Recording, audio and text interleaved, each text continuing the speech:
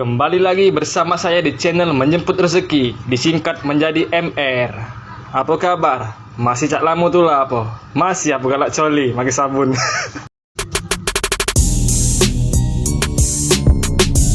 Di awal film kita akan melihat pemeran utamanya, yaitu Kenji, tampak seperti orang berandalan. Kemudian Kenji ini pulang ke rumahnya untuk melihat ayahnya yang tewas karena kecanduan narkoba. Woi, berhentilah nyabu, woi, bengak. Pada saat Kenji ini sedang keluyuran bersama teman-temannya, tiba-tiba di tengah jalan Kenji melihat orang sedang transaksi narkoba. Karena Kenji ini kesal terhadap penjual narkoba yang membuat ayahnya tewas karena kecanduan narkoba, kemudian Kenji menghampiri orang itu dan pura-pura membeli narkoba itu, dan tanpa diduga Kenji pun menyerangnya dan mengambil narkoba itu. Pada saat Kenji sedang mendapatkan narkoba dan uang, kemudian Kenji membuang narkoba itu ke laut. Singkat cerita, saat mereka makan-makan ke tempat Aiko, ini orangnya dan ini anaknya, yaitu Tsubasa, tidak pakai kapten. Tiba-tiba datanglah Yakuza Shibaki, dan Kenji pun saling bertatapan dengan mereka.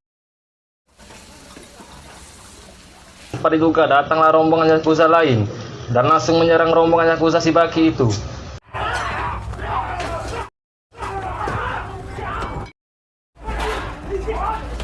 Dan pada saat Yakuza itu ingin menembak bos Yakuza Shibaki, tiba-tiba Kenji langsung memukul kepalanya hingga pecah.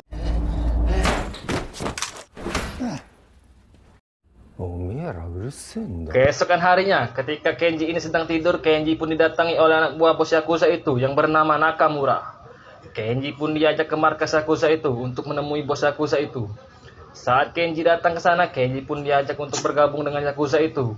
Tetapi Kenji menolaknya, karena Kenji menganggap kalau pekerjaan Yakuza itu adalah menjual narkoba, dan bos Yakuza itu pun membantahnya.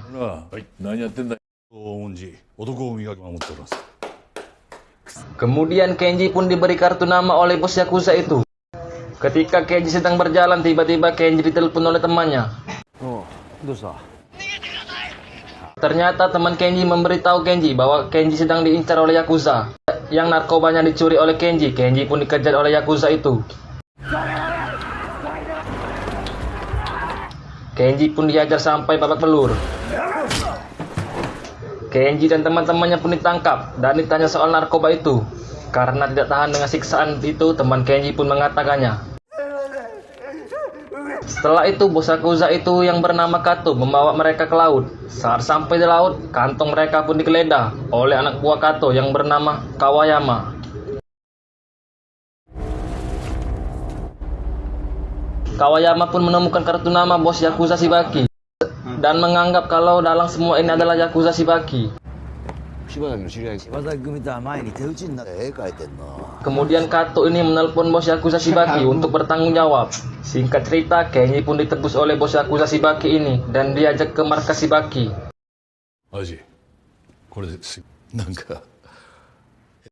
Karena merasa utang budi kepada bos Yakuza itu, Kenji pun bergabung dengan Yakuza Shibaki. Setelah resmi menjadi Yakuza, fisik Kenji pun tampak berubah dan rambutnya pun tidak pirang lagi. Setelah selesai mandi, Kenji pun langsung pergi ke tempat Aiko bersama anak buahnya untuk minum bir.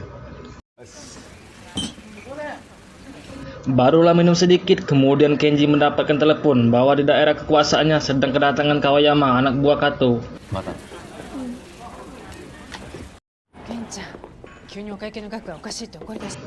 Kawayama pun berkata kepada Kenji untuk memberitahu bosnya jangan pernah mengganggu wilayah selatan. Sebagai gantinya, bos Kawayama atau Kato akan memberikan 20% penghasilannya.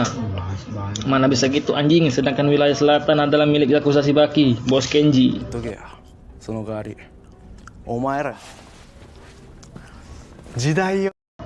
Dan tanpa diduga, setelah anak buah Kato ini mau pulang, tiba-tiba Kenji langsung menyerangnya dan membuat kepalanya menjadi pecah.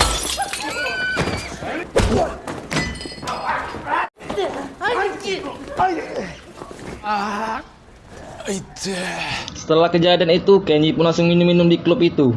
Dan tanpa diduga, wanita ini atau Yuka melihat tangan Kenji yang berdarah dan ada belingnya. Yuka pun langsung mengambil beling itu. Pada saat itulah Kenji jatuh cinta kepada Yuka pada pandangan pertama.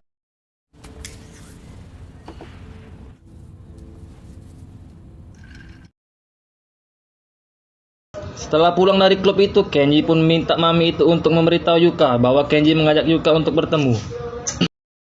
兄貴の隣に座ってた子に。はい。ちょっといい？ Yuka pun datang menemui Kenji. Karena sudah tak tahan lagi, Kenji pun langsung ingin menancapkan rudalnya.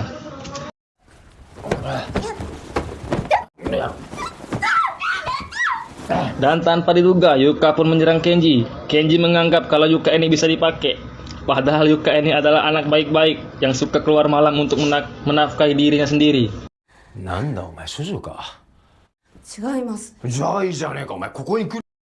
Setelah tidak jadi melakukan pengencrotan, Kenji pun mengantar Yuka pulang. Dan dengan gentlemannya, Kenji pun minta nomor WhatsApp Yuka. おい入れろ。はい。 Karena sudah memiliki nomor WA Yuka, Kenji pun sering chattingan bersama Yuka. Mereka pun menjadi dekat. そうだ。ヤクザって。もう触んないでよ。触ってねえだろ。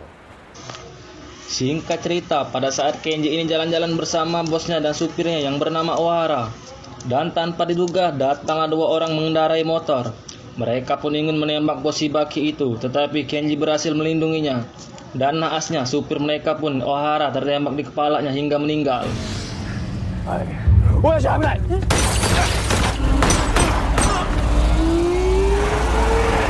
死ねよ。おいおい。 Tibalah saatnya Kenji balas dendam terhadap orang yang menembak Ohara. Dan yang pasti, orang yang melakukan itu adalah anak buah Kato, karena mereka ini adalah saingan. Pada saat Kawayama itu sedang melakukan pengencrotan, tiba-tiba Kenji datang dan ingin menembaknya. Kawayama.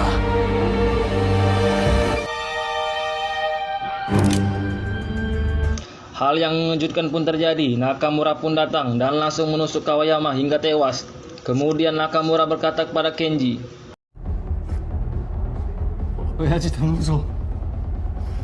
tetapi Kenji ini mau berkorban demi Nakamura dan bosnya. Dan Kenji pun rela menjadi tersangka atas penusukan ini.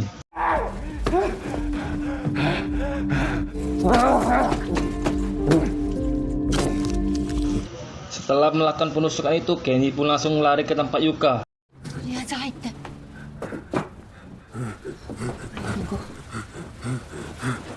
Dan tanpa diduga, mereka pun melakukan adegan pengencrotan.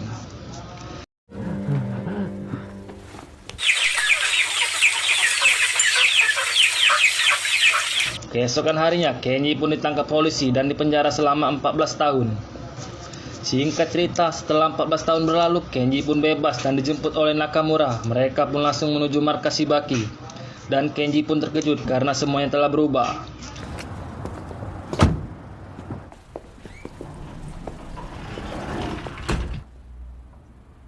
Tadaima modorimashita. Anggota Yakuza mereka pun sudah berkurang dan daerah kekuasaan mereka pun sudah banyak yang hilang karena perbuatan Kato dan polisi korup yang menangkap Kenji.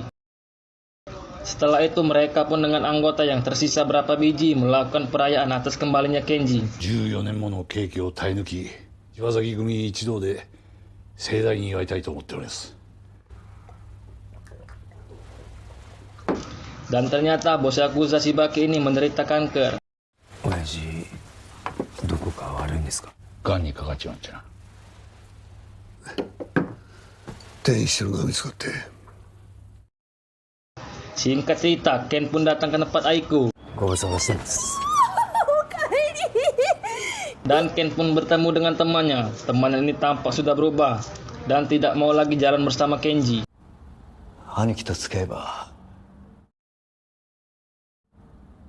俺だって反社って。 Tak lama setelah itu datanglah pemuda ini dan ternyata ini adalah Tsubasa, anaknya Aiko. Tsubasa ini sekarang sangat berubah dan dia pun meniru gaya Ken sewaktu muda dulu. ケニーほら俺です翼です Tsubasa pun mengajak Ken untuk jalan-jalan dan Tsubasa berkata bahwa dia sering diajak bekerja sama bersama Nakamura. 中村さんの仕事手伝ってんのも俺結構汚れ仕事させられてんすからね Kenji pun bertemu Nakamura dan Kenji pun meminta Nakamura untuk mengajaknya saat dia sedang bekerja. Betapa terkejutnya Kenji setelah mengetahui pekerjaan Nakamura adalah menjual narkoba. Dan Kenji pun marah kepada Nakamura. 極道だってなのに喋ってるふりをしてそんなんが極道なわけねえだろうがよ Kemudian perkelahian pun terjadi. 説教されてるじゃねえか真似しよって懲役行ったと思ったんだよ無理がか Karena sudah puas dengan perkelahian itu, mereka pun langsung pulang. Alasan Nakamura menjual narkoba adalah untuk membiayai rumah sakit bosnya, karena daerah kekuasaan mereka telah hilang semua. Singkat cerita, Kenji pun mendapatkan informasi tentang keberadaan Yuka. Kenji pun langsung menemuinya, dan Kenji pun langsung mengajak Yuka untuk pergi mengobrol. なんだあれか Kemudian Kenji mengajak Yuka untuk ikut dengannya, dan Kenji berkata, kalau hanya menafkahi satu wanita, aku sanggup. Tetapi Yuka menolaknya. Dan Yuka berkata, kalau aku tidak sendirian, aku berdua bersama anakku. 私と娘。 Hal yang mengejutkan pun terjadi. Ternyata itu adalah anak Kenji dan Yuka. 親がヤクザだなんてあの子に絶対言えない。 Keesokan harinya, Kenji pun datang ke rumah Yuka. Kenji pun bertemu dengan anaknya. Tetapi Kenji tidak berani mengatakan bahwa Kenji adalah ayahnya. Kenji pun diterima untuk tinggal sementara waktu di rumah Yuka. Singkat cerita, kita akan melihat Tsubasa yang bertemu dengan Kato. Kato pun mengajak Tsubasa untuk bergabung, tetapi Tsubasa menolaknya dan membuat Kato menjadi いや marah. 大丈夫です。僕らでできてるんで。カメラ止めろおねるこらガキけどチンピラあんまり Ternyata Tsubasa ini adalah anak Kimura, anggota Yakuza Shibaki. Kimura ini sudah lama mati karena perkelahian. 父親と同じ目に遭わないといいな Kita akan melihat Tsubasa yang bertemu dengan polisi korup. Tsubasa mengancam polisi korup ini dengan menunjukkan sebuah foto dirinya bersama Kato. ほら。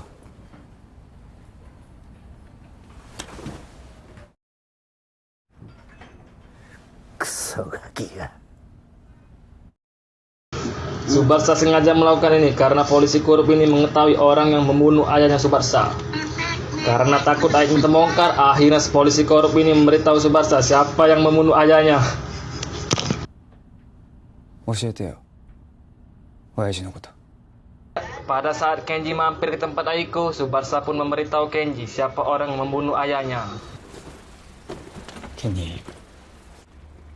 親父殺したやつ見つけたんですよ。 Sebelum melakukan balas dendam, Kenji pun menemui bosnya di rumah sakit. 父しかいませんから Setelah itu, Kenji pun melakukan aksinya dan membantai semua musuh-musuhnya. そんな自分の存在が Ketika Tsubasa mau balas dendam kepada orang yang membunuh ayahnya, betapa terkejutnya Tsubasa saat melihat mereka sudah sekarat semua karena dihajar oleh Kenji. Setelah Kenji melakukan aksinya, Kenji pun bersantai di pinggir laut, dan tanpa diduga Kenji pun diserang oleh teman sendiri hingga tewas.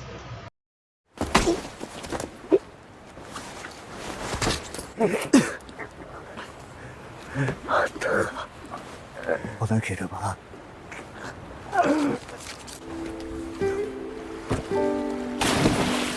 Dan pada saat Tsubasa pergi ke tepi laut, tempat Kenji meninggal, Tsubasa pun bertemu dengan anaknya Kenji.